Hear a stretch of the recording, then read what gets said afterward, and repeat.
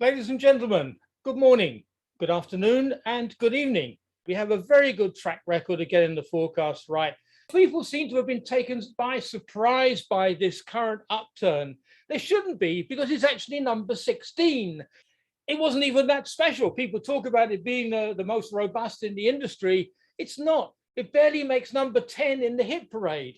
The real problem was that we haven't seen a shortage since the dot-com bubble boom. The shortages would have hit home in 2018, and it didn't happen because we had the economic collapse. We were squeezing more and more out of the fixed assets that we had, that if the market started to gain some traction, finally there would be insufficient spare capacity.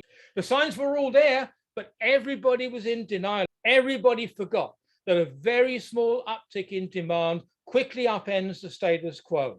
The storm has been brewing since then, it just never broke. It is impossible to achieve a sustainable supply-demand balance. So right now on the economic side, the balance of risk is really tilted more to the downside than the upside. When you look at the unit IC shipments, now this is where one really needs to start to get concerned. Overshoot is inevitable.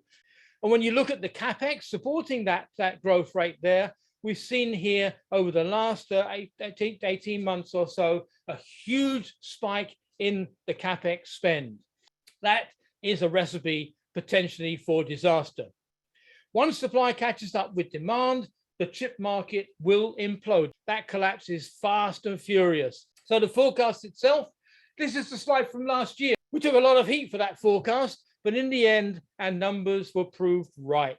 So we think this 10% growth is possible, but the market is overheating. When the bubble bursts, the unit shipments will plummet. Don't be surprised if the market goes negative.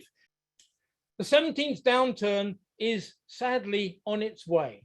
My advice is keep your eyes peeled for the clues. You can take a judgment call on that.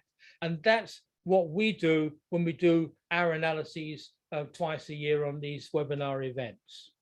Enjoy the super cycle. If it lasts through 2020, it will crash in 2023.